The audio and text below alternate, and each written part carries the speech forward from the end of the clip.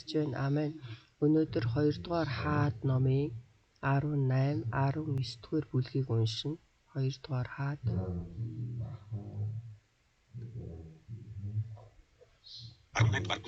이웃닭 히즈키야 한치로 이스라엘 хан 이라긴 후 허시아긴 고르바론 이웃닭인 хан 하진 후 히즈키야 한 보도 тэр хан болохдоо 25 настай байсан бол Ерүсалимд 29 жил хаанчлав.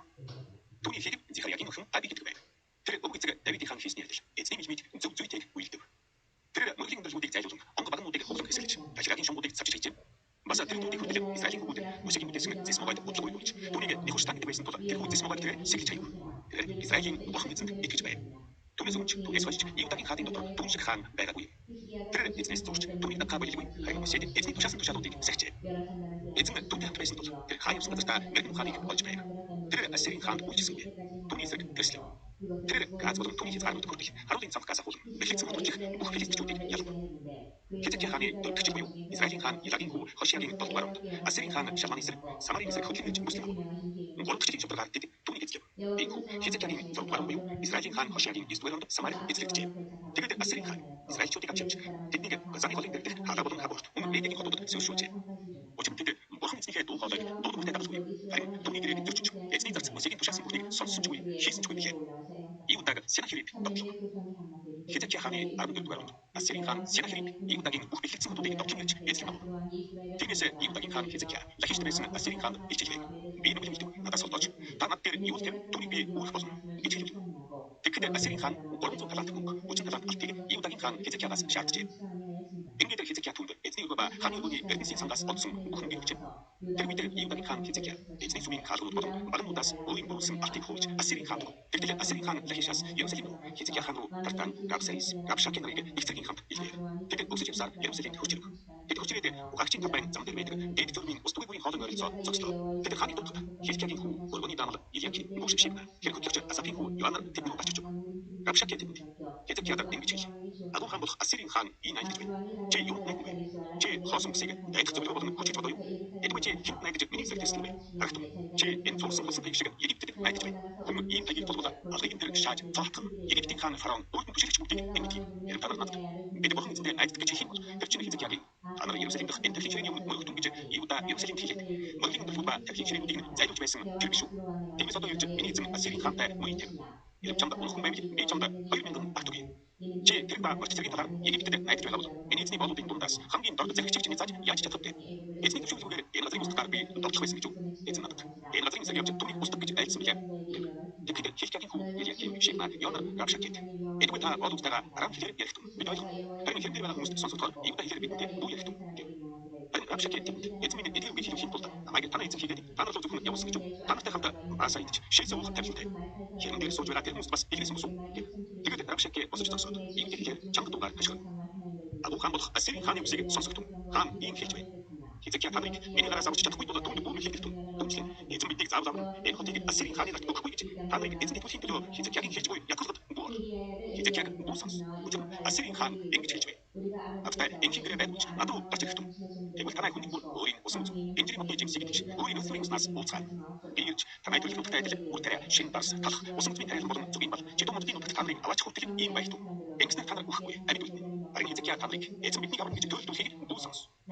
Улсын зүгийн бүртийн дотроос Ассирийн хааны гараас газар нутгийн авсан ямар нэгэн бурхан байна уу? Хамаат Арбадын бурхан хаан байна вэ? Сибарвай Хина Ивагийн бурхан хаан байна вэ? Тэд Самарыг миний гараас авсан. Эдгээр газруудын бүх бурхны дотроос хэн гараас минь газар нутгаа авсан бэ? Тийм байдал эзэн гараас минь Ерүсалимыг авах гэж үү? Гэвч хүмүүс чимээг үгэж түнд нэг ч үг хариулсангүй. Учир нь хаан түнд бүх хариулт гэж тушаасан байлаа. Тэгээд Хизкиягийн хүү өргөний даамал Илияким бүшгшиг хэрэглэгч Асафийн хүү Йонар урхан хариуцтай чигээрээ Хизкия руу ирж Рабшакегийн бийг түнд айлгав. Ару иствэр бүлэг. Хизкия Исаятай зөвлөв. Хизкия хаан үнийг сонсгоц хуцаагч таар нүгэн эзний өргөнд оров. Тэр орны даамал Илияким бүшгшиг тархичнарын ахмадуудын хамт таар нүгэн Амоцын хүү Исүлэгч Исаяд илгээв. Тэр Исаяд Хизкия ингэж хэлв. Энэ өдөр зовлон шамлан зэмлэл одоочгийн өдөр. Учир нь төвч буй хүүхэд ухаан хамсад ирсэн боловч түүнийх чавлалга. Амьд бурхныг донжохоор өөрийн эзэн Ассирийн хаанаас илгээгдсэн Рабшакегийн үгийг бурхан эзэнтэй сонссон биз. Таны бурхан эзэн сонссон биехэд түүнийг эзэн хийц. Тиймээс үлдсэн амьд хүмүүсийн төлөө залбирлаа өргөж гэж. Ингээд Хизкия хааны зарцнаар Исая дээр ирв. Исая тэгвэл та нар эзэндээ ингэж хэлдэг. Эзэн айлтгай. Намайг донжуулсан Ассирийн хааны боолуудын үс буюу чамд сонсогдсон эдгээр үсээс бүр айлтгав. Үзэгдв. B 통이 дотор X 스텝 тэр нэг мэдээ сонсоод нутагтаа буцна. B түүнийг нутагт нь илдээр өргөн хэмээдэг. Сена Херибийн занал. Тэгтэл Рабшак Кербуцтерийн Рахишиг Ассирийн хаан орхисныг сонсоод түүнийг Лигнагийн сараг дайдаж байгааг нь мэдв. Мөн Кушин хаан Тэрхакагийн тухайд. Үзэгдэн тэр чиний сараг дайдахаар хөдөлсөн гэхийг хаан сонсоод тэр Хизкияд бич нэгэлгээж. Ийм тагийн хаан Хизкияд танаар энэ бичгэл. Чимээ тэр бурхан Иерусалим Ассирийн хааны дахь орохгүй гэж чамайг бүүрлэх. Үзэгдэн Ассирийн хаан бүх газрыг бүрмөсгөж юу хийснийг чи сонссон билээ. Тэгэхээр чи аврал гэж Газан Харан Ризеп болон Теласарт байсан эдийн хүмүүс буюу миний зөвхөн устгасан үндэснүүдийн бурхад тэднийг авсан уу? Хамтын хаан, Адын хаан, Севарваймын хотын хаан болон Хина Ивагийн хаан гэр Хизкиягийн захидал.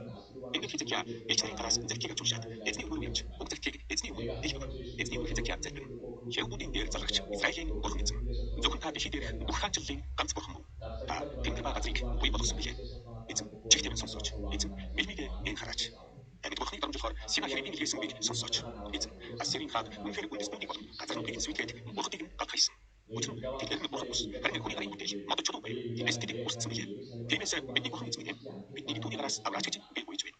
Тэгвэл газар дэлхийн бүх хаанчлалууд тэнийг эзэн ганц бурхан гэдгийг мэдэх болно. Тэгтэл Амцын хүү Исая Хизкияд үгэлээ. Израилийн бурхан эзэн ингэж айлдж байна. Ассирийн хаан Сина Херибийн талаар чиний надад залбирсныг би сонслоо.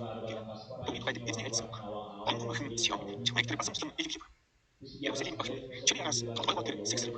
Чинийг чи басамжлан дормжлоо. Чиний эсрэг дуган дөрсөн ихэмсгээ нүдээ өргөв. Израилийн аюулгүй эсрэг. Чи ээж нараа дамжуулан эзнийг дормжилж. Би тэрнийхээ олноор улсын өндөрлгүүд Ливаны хамгийн аслагдсан зүйлд хүлээ. Тэмхийн өндөрш шилбэл майлс модыг би тасцарчлаа. Түүний хамгийн аз хязгаар хамгийн өтөн байд би нэгэн орлоо. Би малтж харин сууж хөнийхөө улаар Египтийн бүх голыг хатаасан билээ. Чи сонсоогүй юу? Өнөөдрөөс би үнийг тэргэж эрт цагт үнийг хийсэн. Чамаар бэлтгэсэн хотуудыг моринг балгас болгохыг одоо би биелэл болголоо. Эмэс тэдний оршин суугчдад хүч мөсдөж айн төгсөж ичгүүр орсон билээ. Тэд хэр талын өвс урмал ногоо шиг дэвэр дээр бургаад ялхаас өмнө сүйтгэдэг өвс мэт болов. Харин би чиний суух болон анхаарахыг миний өдөөс шалган байгааг чинь мэднэ. Чи миний сэгүүлж чиний мадаг зам чихэнд минь хүссэн учраас би хамт чинь дөр юугаар зүүж нэг чинь хазаарлаж ирсэн замаар чинь чамайг буцаа. Тэгээд энэ чамд тэмдэг болно. Энэ жил чи юу болсныг мэдж хоёр дахь жилд мөн түүнээс юу болсныг мэдж харин гурав дахь жилд тайлж хураан усан тэмдэг ялж түүнийхээ үржимсийг идэх болов. Иудагын дэрийн амьд үлдгэсэд дахин доогуугаар үлдэслэн дээгүүр үржимс гаргах болно. Учир нь Иерусалимаас үлдгэсэд Сионуудаас авраг тагсад гарч ирнэ. Төгтөмдийн эзний зүтгэл үүнийг гүйцэтгүүл. Тиймээс Ассирийн хааны тухайд эзэн ингэж айлдж байна. Энэ хот руу ирэхгүй, номсон марч харахгүй. Хотын дээр амбайтай ирэхгүй, бүсэлд овоож босгохгүй. Тэр ирсэн замаараа буцахгүй энэ хотод орж ирэхгүй гэж эзэн айлдж байна. Учир нь би өөрийнхөө төлөө болон зарц Давидын хаан төлөө энэ хотыг аврахаар хамгаалах болно гэлээ. Сена Херибийн ягдтал ба үхэл. Тэгтэл тэр эзний тэмдэгч гарч ирээд Ассирчүүдийн хуаранд 185 мянган хүнийг захив. Хүмүүс бүгд босоод харахад тэд бүгд бүгд болсон байжээ. Тэгээд Ассирийн хаан Сена Хериб хөдлөн буцаж Ниневед амьдрав. Түүнийг Израиль бурхны дундад мөрөд битэж байх. Хүү Адрамихих Шарицэр нар түүнийг илбэр халаад өөрсдөө Арратны дөрөв зүгтв. Түүний орон хүү Исархаттон хаан болжээ. 너희가 그년에는 스스로 자라난 것을 먹고 명년에는 그것에서 남은 것을 먹되 제3년에는 씹고 거두며 표원을 심고 그 열매를 먹으리라. 유다 족속에 피하고 남은 자는 다시 아래로 뿌리가 절고 위로 열매를 맺을지라. 남은 자는 예루살렘에서부터 나올 것이요 피하는 자는 시온산에서부터 나오리니 여호와의 여신이 이 일을 이루게 하신다니라. 그러므로 여호와께서 아스루 왕을 가리켜 이르시기를 저가 이 성이 이르지 못하며 이리로 산을 쏘지 못하며 방패를 성을 향하여 세우지 못하며 지뢰로 토성을 쌓지 못하고 오던 길로 돌아가고 이 성이 이르지 못하리라 하시니 이는 여호와의 말씀이시라. 내가 나와 나의 종 다윗을 위하여 이 성을 보호하여 구원하리라 하셨나이다 하였더라. 이 밤에 여호와의 사자가 나와서 아수르 군에서 군사 18만 5천을 칩니다. 아침에 일찍 일어나 보니 다 성전이 되었더라.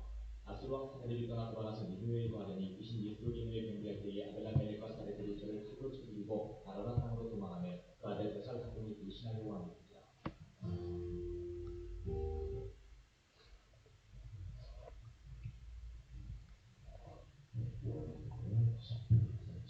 За хоёрдугаар хаад номын 18, 19-ийг бүгдээр өнөөдөр уншлаа.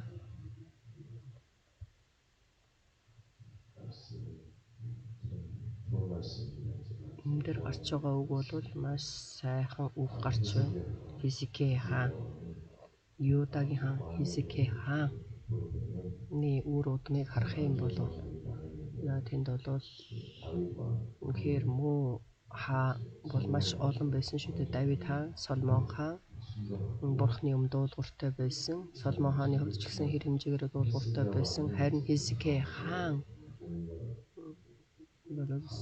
Давид хааны дараа Давид хаан шиг бурхны өмнө дуулууртай байж зөвийг үлдэж байсан. Тэгэхээр бурханд бол гайхамшигтай үйлчилж байсан хаан. Тэгэхээр өнөөдөр бид нар үгийг харах юм бол 18-ыг харъя. 18-ын 6 2-дугаар хаад тэрээр эзнээс зуурч түүнийг дагахаа болилгүй харин Мойсед эзний тушаасан тушаалуудыг сахижээ. Амен. Тэгэхээр энийг яг оригинал грек хэл дээр нь харах юм бол эзэнтэй хамт байна гэсэн утгатай. 조금 잘 돼 있어야 되는데 여호와께 그것을 Учир нь тэр эзнээс зуурч гэдэг нь эзэнтэй ерөөсөө маш их ойрхон эзэнтэй ерөөсөө наалдсан гэж орчуулах ёстой байтал. Энд болохоор эзэнтэй хамт гэж солонгос хэл дээр орчуулсан байна. Монгол хэл дээр эзнээс зуурч гэж байна. Тэгэхээр хурдан эзнээс зуурч тэрээр түүнийг дагахаа болилгүй харин эзний Мойсед тушаасан тушаалуудыг сахижээ.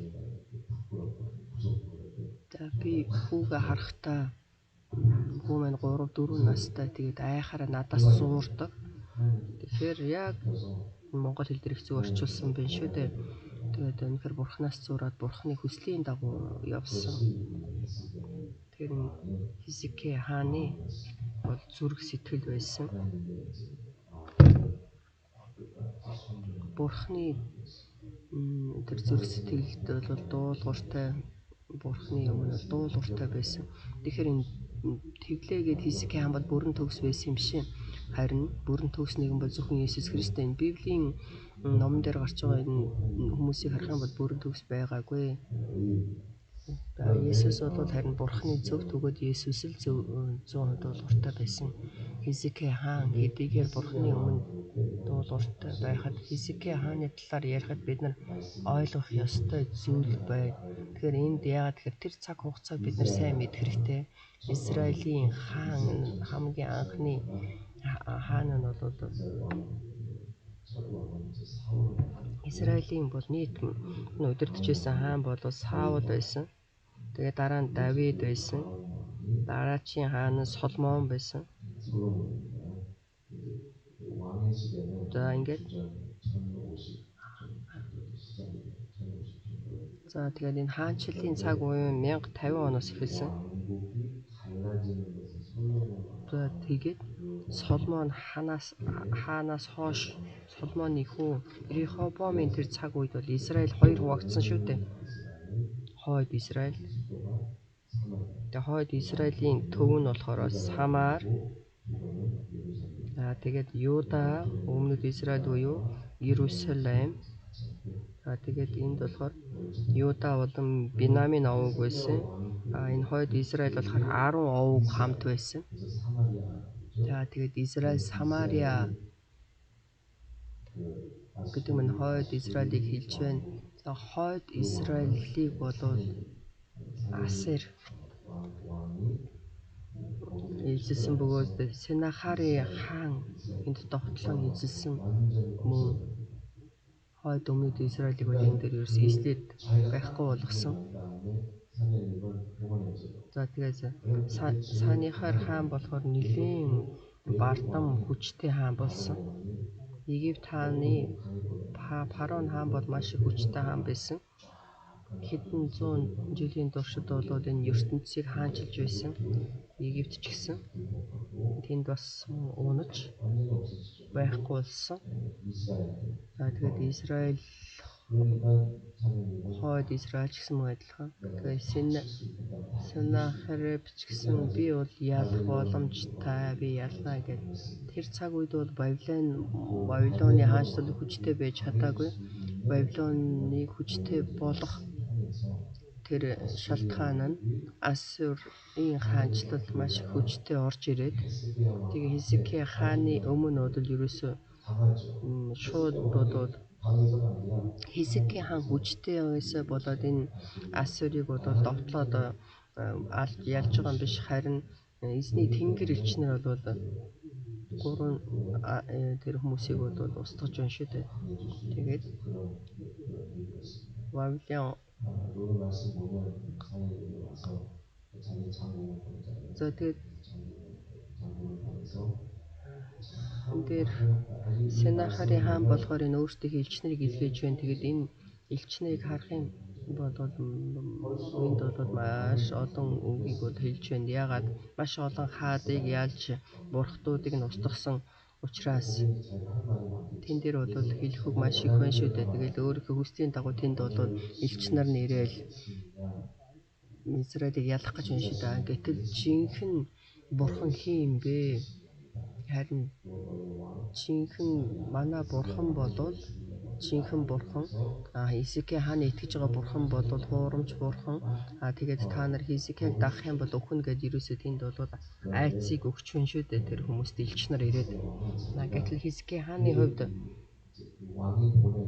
тэр хааны илгээсэн тэр загтлыг бурханы өмнөд илгээж тавиад гимшээд өөлж залбирч байна.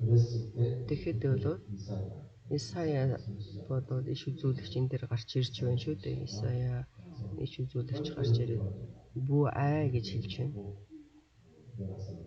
Би тэмцэнэ. За би өөрөө мэдээд хийнэ. Чи бол юу чих хэрэггүй гэж хэлж байна. Энэ дээр гарч байгаа энэ болвол Исая ном дээр ч гэсэн гардаг. Исая бол түүхийн ном биш. Гэхдээ яг энэ хэсэг бол гарна. Харин бурхан яаж тэр Сенахарын хааныг ялсан тухай бол гарна. Тэгэхээр би энийг бол дээр үеэс эхлээд үгийг дамжуулсан нэг тэнгэрлэгч 185 мянган тэр Ассирийн цэргнүүдийг бол бүгдийг алсан. Энэ бол гайхамшигтай. Тэгээд тэр Ассурын тэр 185 мянган хүмүүс өгч маргааш нь босоход бол ерөөсөө маш олон хүмүүс өгсөн байсан. Нэгж бурхан бол ганц тэнгэр элчээр дамжуулаад ингэж ажиллаж байна.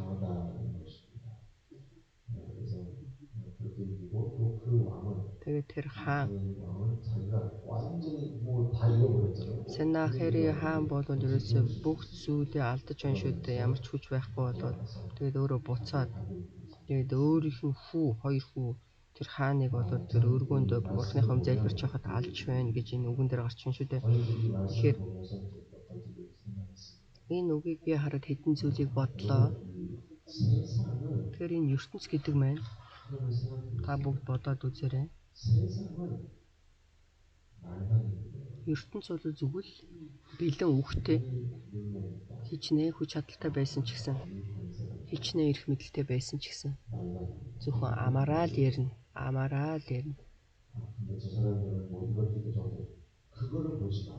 Тэр хүмүүс тийм ч юм байна, тийм ч юм байна. Тэрийг бүү хараа. Харин бидний хувьд бидний итгэлийн амьдрал гэдэг маань жинхэнэ нь юу юм бэ гэдгийг л илчилнэ. Аамен. Жинхэнэ нь бодит нь юм бэ? Аамен. Тэгэхээр бид энэ үгийг харахтаа Ассир хаанчлал бол бусд хаадуудыг ялж бусд хаадуудыг бол ялсан. Хойд Израилийг ч ялсан. Тэгээд тэр бол маш их хүчтэйгээр орж ирж байгаа шүү дээ. Ассир хаанчлал. Тэгэхээр энэ байгаа байдлыг бид нар яаж өөрийнхөө зүрх сэтгэлээс харах вэ гэдэг маань биднээс шалтгаална.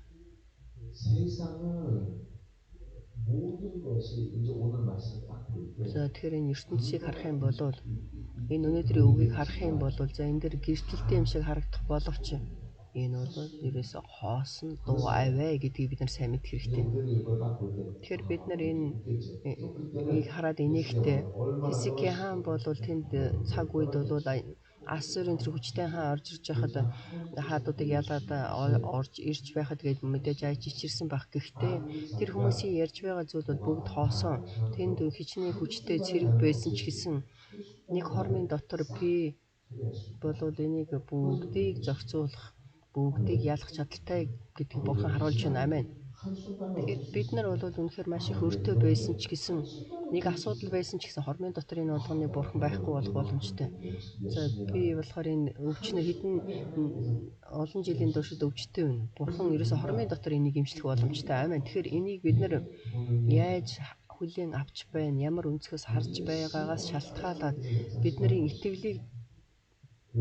итгэл ямар байна тэрийг дагаад бурхан ажилдаг. Хизкиэл хаан бол хичнээн айж байсан ч гэсэн тэр өөрх нь ард түмэн юу гэж хэлж байна. Тэгэхээр өөрхийн ард түмэнд бодож юу ч бүү хариулаа гэж хэлж байна шүү дээ. Тэгээ бурханы өмнө залбирч байна.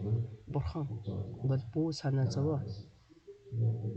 Би бол бидээд энэ болгоныг чиний өмнөөс хийх учраас бүү санаа зовоо гэж Есекагаар дамжуулж хэлсэн. Тэгэхээр бид нар юунд итгэж байна? Үгэнд. Энэ үг гэдэг нь зүгээр бидний энэ хэл амаар яриад байгаа авиа биш, дуу авиа биш. Харин жинхэнэ үнний үг, ам,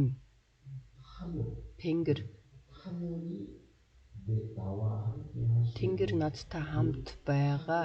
Тэр Тэнгэрийн үг. Тэнгэр гэдэг нь бурханы доор байгаа. Амен. Тэгэхээр энэ үгийн өмнө Тэнгэр элчнэр бол найс цаашаа явж ажиллаж байна шүү дээ. Тэнгэр элчнэр.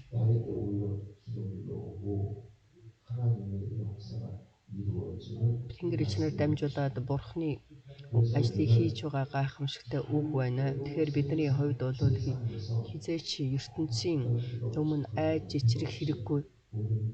Сөгдөн сөхрөх хэрэггүй. Харин бид нар энэ үгнээс зууран амьдрах хэрэгтэй. Энэ үгийг зууран амьдрахад бурхан бол гайхамшигтайгаар ажилдаг. Бурхан бол заавал ажиллана. Тийм болохоор би өчигдөр та бүгдэд хэлсэн. Тэнгэр бид нар хаана иргэншилтэй билээ? Бид нар айл ертөнд. За би энийг бол зүгээр төсөөлөж яриад байгаа юм биш. Бид нар ямар ертөнцид амьдарч байна? Бид нар сүнслэг ертөнцид байна уу? Айл эсвэл энэ материалын ертөнцид байна уу? Энэ бол материалын ертөнц шүү дээ. Тэгэхээр би яг хаана байна? Тэр юу гэсэн үг юм бэ? Бид нар энэ материалын ертөнцид л амьдарч байна шүү дээ. Бид нар Солонгост байгаа юм биш үү? Энэ бол махбодоор бүү шүү. Бүү махбодоор дүгнэ. Миний бие хаана байна? Түүнийг хараад бүү дүгнэ. Бурхан бидэнд юуг өгсөн бэлээ? Биднэрт итгэлийг өгсөн. Амен. Итгэлээрээ бид нар өвгөн дээр Колосе ном дээр бичсэн байгаа. Колосе 3 дугаар бүлэг дээр бид нар итгэлээрээ энэ харанхуй ертөнц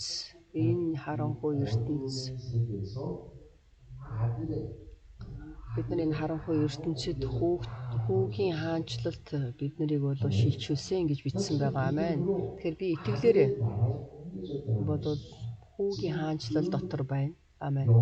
Тэгэхээр тэр сүнслэг ертөнцид Тэнгэрийн тэр улс, бурхны хаанчлал дотор би байж махбод маань хэдийн энэ ертөнцийн байсан ч гэсэн би бол Тэнгэрийн бурхны хүн би итгэлээрээ. Амен. Тэгэхээр тэр Тэнгэрийн хүсэл тэнд бүрэн төгс болж байгаа шиг Тэнгэрийн хүсэл миний дотор ч гэсэн би тэр бурхны хүсэл дотор байгаа учраас. Амен. Би бурхны хүсэл дотор, Тэнгэрийн хүсэл дотор байна. 3 удаа хэлье. Би Тэнгэрийн хүсэл дотор байна. Би Тэнгэрийн хүсэл дотор байна.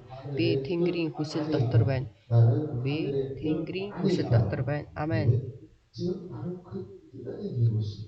Тэгэхээр би Тэнгэрийн хүсэл дотор байна гэдэг маань би зөвхөн зүрх сэтгэлээрээ биш ээ. Бүрэн төгс би миний өөрийн би сүнс бүгд Тэнгэрт байна. Амен.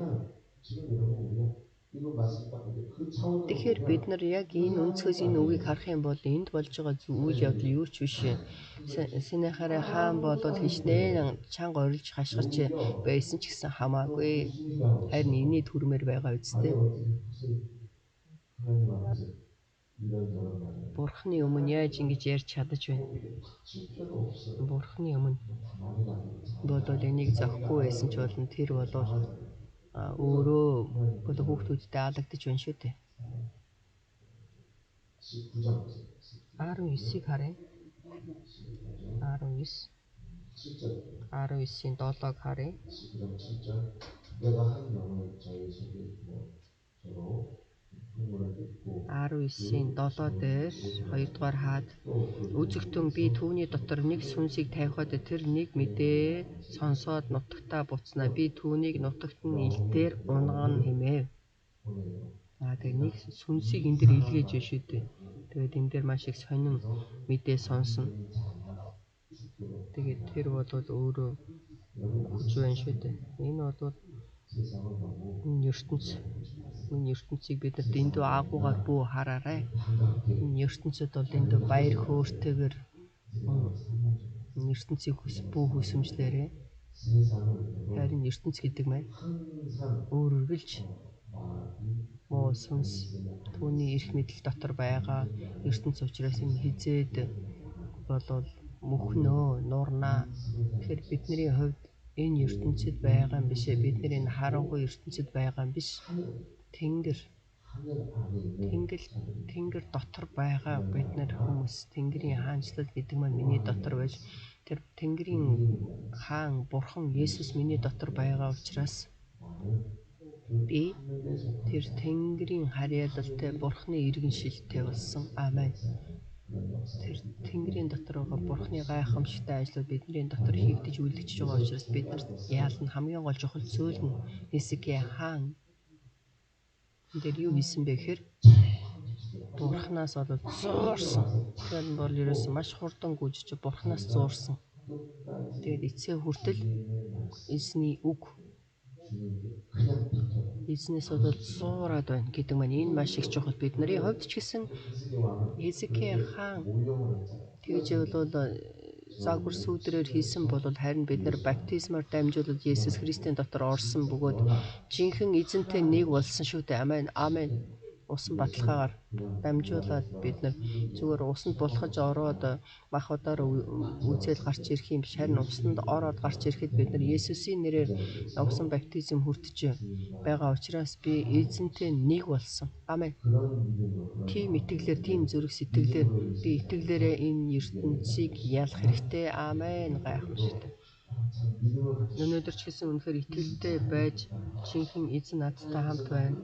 Эзэн миний төлөө тэмцэн надад үнэхээр гайхамшигтай ажиллана гэдэгт та бүгдийг итгэхийг хүсэж байна. Эзний заасан залбирт Тэнгэрт байгаа бидний эцэг минь таны нэр ариунаар дурсагдж таны хаанчлал ирэх болтугай.